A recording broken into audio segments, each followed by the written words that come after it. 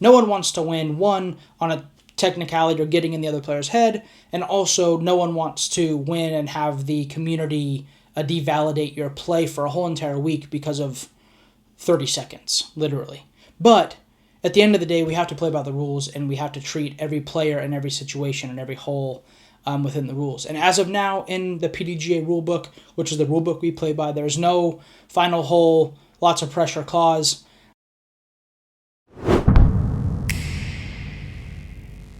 Hello, welcome back to the channel. Thank you for coming to another sit and talk video. As always, these are going to just kind of be me sitting here talking, so if you want to listen to this while you're driving, doing chores, whatever, just throw on headphones or put it on the TV, and I'll be here if you don't want to look at my ugly face. As always, huge thank you to my sponsors for making all this stuff possible: Infinite Discs, Finish Line Discs, Squatch Bags, and head on over to my website, gibsondiscgolf.com. All of that, their signature discs, signature bags, and my website supports me directly. Let's jump right into this. Portland Open, well, Northwest Disc Golf Championship, I believe. What a disaster on 18. The reason that I decided to make this video is because I noticed, but I also saw other people commenting about a player, taking like 70 seconds to throw their third shot. Other people who were at the event mentioned one of the other players was kind of looking around like, hey, what's going on? And my problem is simply this. If you're not policing everybody the same, one week you're calling a ticky-tack foot fault, and the next week you're calling nothing, it creates a disparity in the way the game is played and the integrity of the game. And putting a player in that position to where they have to feel like they have to call something in order to win or lose a tournament is a really bad position for someone to be in. I've called players on time. I called Gannon, actually, in the Pro Tour Championship. Him and I were battling. I called him on time. He had took like 60 seconds.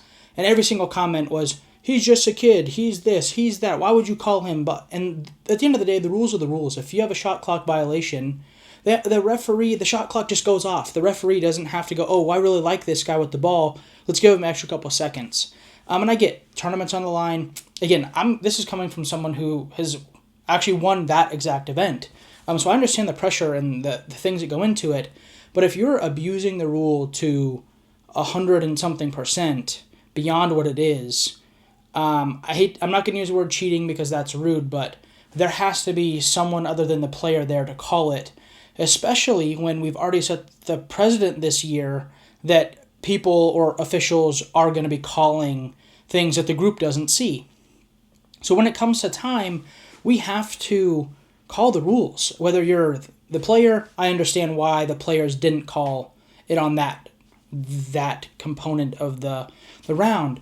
But the official, it's a final hole, final round of an Elite Plus event. What does that mean? That means there's a lot of other people there. There's people at the green ready to get the trophy out. There's people along the hole watching. There's officials and spectators there. In order to keep our sport professional, we have to call the rules. Or we just have no rule. Like, you just say, hey, you can stand there for 5 minutes until it stops raining or the wind stops blowing, and then you can execute your shot. Or we actually have the players, but also officials, officiating the game correctly and fairly.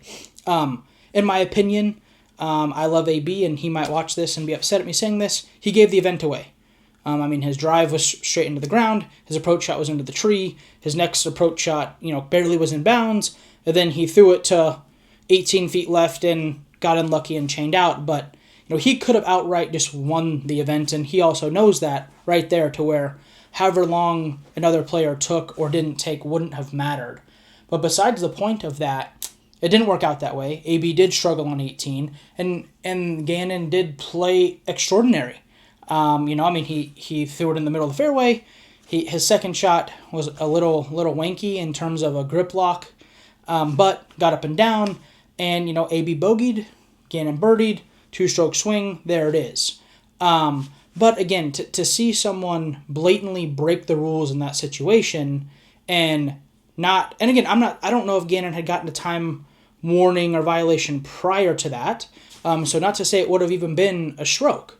But you have to realize that if everyone had to play within 30 seconds there, that's a much harder shot. Taking that time dialing it in, shooting the range, like shooting the distance, picking your discs. I mean, from what I watched, I didn't count 70 seconds. There was a lot of people that said it was 70.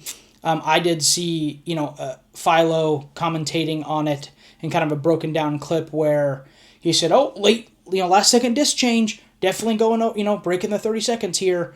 That needs to be something where that player is cognizant and we all are playing under the same body of rules. And again, this isn't me defending AB and this isn't me slandering the other player.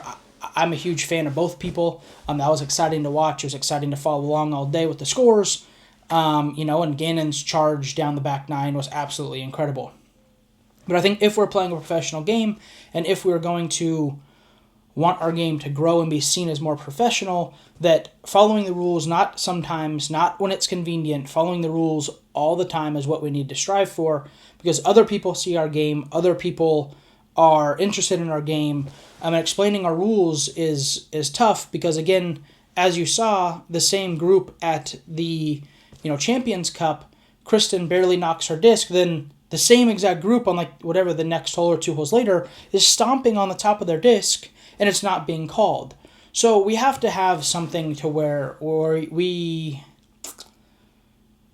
everyone's getting treated the same, and everyone is able to play the game within the same rules, and they're not pressured to make the call because, again, if AB makes that call right there, and he goes on to win the tournament, that putt doesn't spit out, he wins in a playoff, whatever it could be, even if it's just a warning, people are going to absolutely cook him. No one wants to win, one, on a technicality or getting in the other player's head, and also no one wants to win and have the community devalidate your play for a whole entire week because of 30 seconds, literally.